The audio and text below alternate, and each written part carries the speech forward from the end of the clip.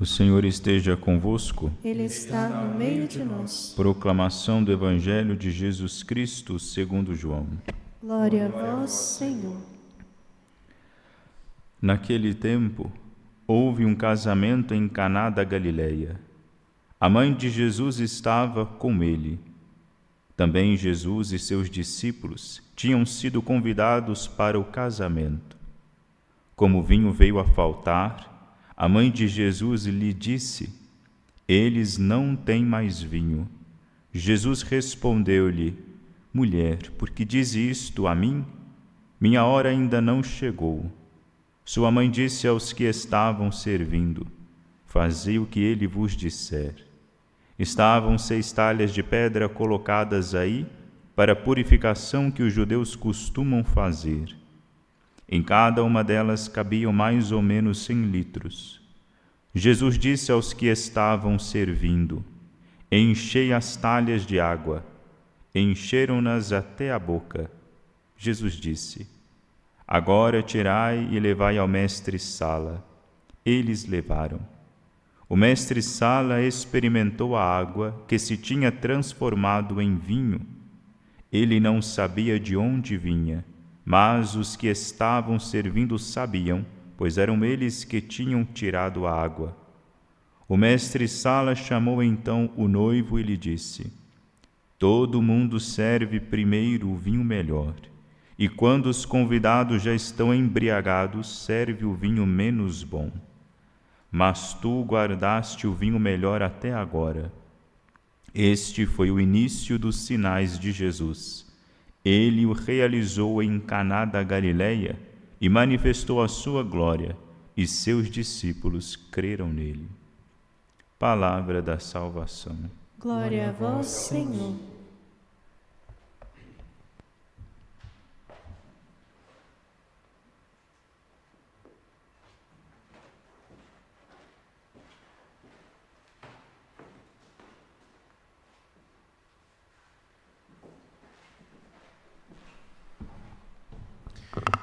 Estimado irmão, Padre Daniel, que cuida com muito carinho, juntando-se ao Padre Wagner, deste espaço sagrado tão querido, não só a Arquidiocese de Belo Horizonte, como a todo o Brasil, nosso alcance, mas também, de maneira particular, Minas Gerais.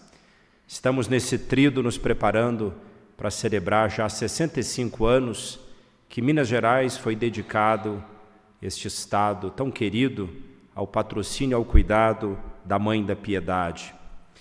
E hoje a Santa Palavra, ela ilumina alguns elementos desta missão da Virgem Maria, da sua mãe. A primeira leitura, nós temos este precioso texto tirado do livro de Esther. É um livro do Antigo Testamento. Esta personagem, a rainha Esther, é uma judia que pelo rei Assuero é tomada como esposa, como rainha, substituindo a rainha Vasti, que é deposta, e ela vai apresentar-se. Ela está na iminência de apresentar-se diante do rei para fazer um pedido sério.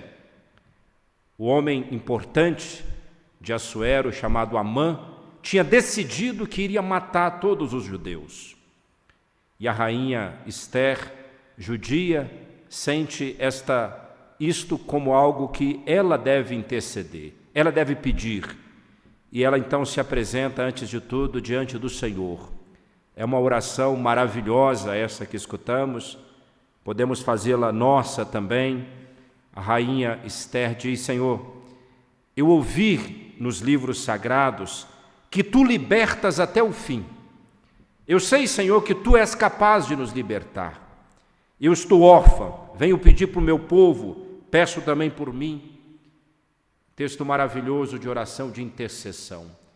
Como esta oração da rainha Esther será escutada por Deus? E de fato o rei decidirá que o povo será libertado e Amã sofrerá as consequências do seu desejo vingativo contra o povo de Deus. Que nos interessa esse texto? Ilumina a missão da Virgem Maria, porque ela é a bendita entre todas as mulheres, Sara, Rebeca, Esther, Judite, entre essas mulheres, a Virgem Maria é a bendita, mas esta palavra, ela também ilumina-nos a nós. Na liturgia da igreja de ontem, Jesus ensinava-nos a orar, a pedido dos discípulos. E Jesus dizia: voltai-se e dizei Pai. A rainha Esther já tinha antecipado a ela este espírito de oração. Ela se apresenta diante de Deus confiante, e ela se apresenta totalmente sabendo que este Pai é bom, como escutávamos de Jesus. O pai não dá uma pedra ao filho que pede um pão, não dá um escorpião ao filho que pede um peixe. E se vós sois maus, sabeis dar coisas boas, quanto mais o Pai do céu. A rainha Esther sabe, porque ela ouvi dos livros sagrados, ouvi da tradição, encontrei nas páginas da Escritura. Meu irmão e minha irmã, você que nos acompanha, como devemos procurar também esta oração de intercessão pelos irmãos? Porque a oração de intercessão, a oração que pede pelo outro, ela tem uma raiz de extrema bondade, porque ela vai além do aspecto egoísta do pedido justo a si mesmo, mas ela é essencialmente altruísta. Por isso ela acompanha a oração de Jesus, que pede ao Pai por nós. Nossas pequenas orações, nossas pequenas mãos erguidas, se une às grandes mãos erguidas de Jesus, porque nossa oração é em nome de Jesus, unidos a Ele. Então, nesta tarde também intercedemos todas as questões que passam o mundo, que passam o nosso Brasil, nós trazemos tudo ao altar do Senhor. Acompanhado por Esther, nós queremos apresentar as orações, acompanhados também pela Virgem Maria. No salmo que nós rezamos, no lugar do salmo, nós cantamos este hino que a igreja chama do Magnificat, que é justamente esse Magnificat, a minha alma engrandece o Senhor. Temos aqui uma oração de louvor, a minha alma engrandece porque o poderoso fez grandes coisas em meu favor. Outra modalidade de oração tão importante, a oração de louvor, de ação de graças.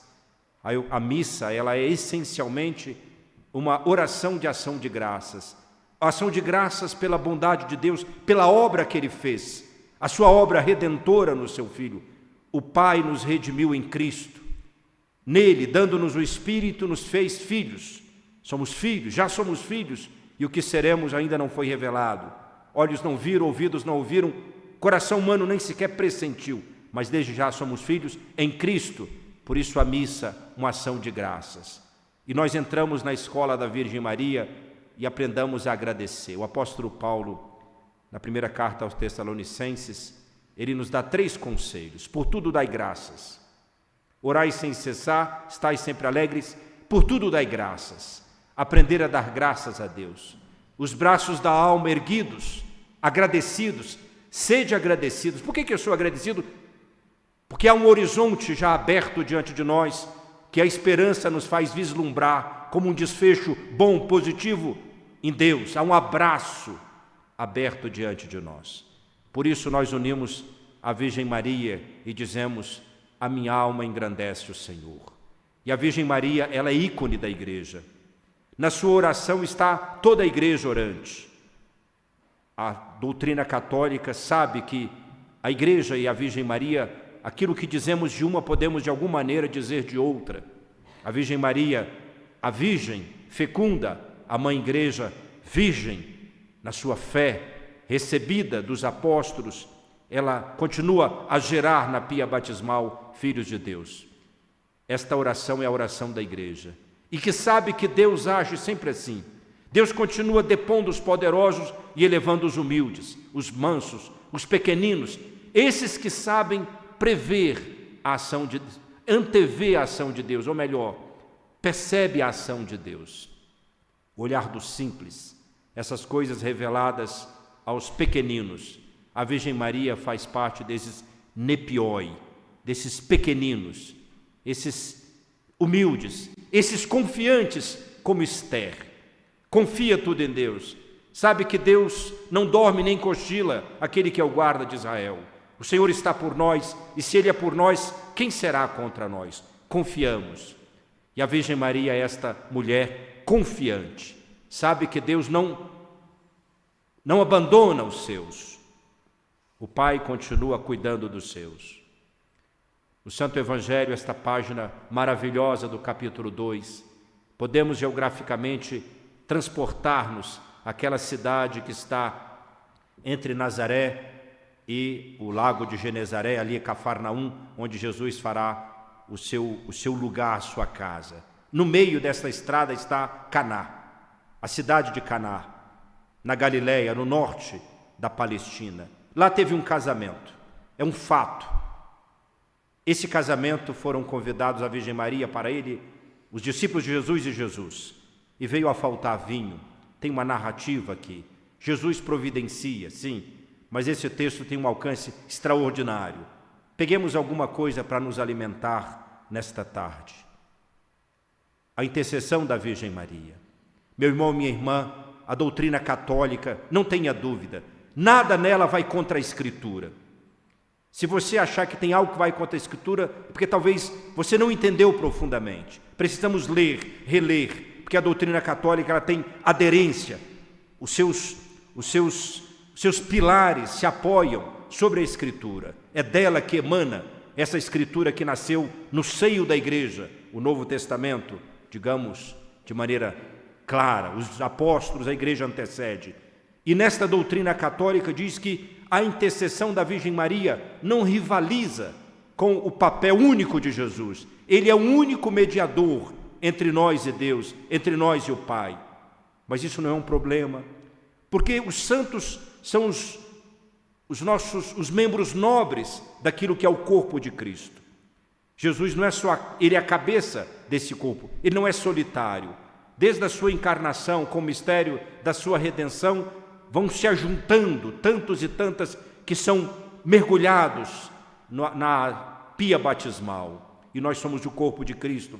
E a Virgem Maria é um membro nobre deste corpo de Cristo. Por isso, toda a intercessão que fazem os santos são sempre por Cristo, com Cristo e em Cristo.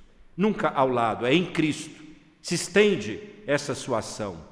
Podemos então nos voltar a ela, a Mãe, e sabendo que com ela iremos sempre encontrar, como com todos os santos, a pessoa mesma de Jesus, a sua poderosa intercessão. E hoje então nós nos colocamos e sentimos que a Virgem Maria diz também a Jesus, ao seu filho, eles não têm vinho. Não é eles não têm mais, eles não têm. Estão tristes. Aquelas talhas lá já estão secas. Não cabe, não tem mais nada lá. Precisamos providenciar alegria, e a alegria vem pela salvação em Jesus. Eu gosto muito de um crucifixo que tem um ícone, onde tem a figura feminina, a Virgem Maria, ou a igreja, que com um cálice recolhe o sangue que sai do lado de Jesus. A Virgem Maria é esta que continua a recolher este precioso sangue, ela unida à igreja como ícone da igreja. Meu irmão e minha irmã, confiantes, colocamos-nos também diante da Virgem Maria como filhos que pedem e sabem que ela sempre vai providenciar. Ela nunca abandona os seus. Outro aspecto, e assim concluo, desta santa palavra, é quando aquele mestre de sala vai até Jesus e diz: mas todo mundo dá primeiro o vinho melhor, depois dá o vinho, quando já estão embriagados, o vinho, Jesus, mas tu guardaste o vinho melhor. Não temos que ter dúvidas. O que Jesus trouxe para a gente é o melhor, é o melhor. A comunhão com Ele, a graça da salvação, é o melhor que tem para nós. Suplico então para mim, para você, sob a intercessão poderosa da Virgem Maria, sempre em Cristo, por Cristo e em Cristo, nele, suplico que nós façamos a experiência profunda deste vinho melhor. E a Eucaristia, ela é o sacramento do vinho melhor, porque é o sacramento da vida dada de Jesus. Louvado seja nosso Senhor Jesus Cristo. Para sempre seja louvado.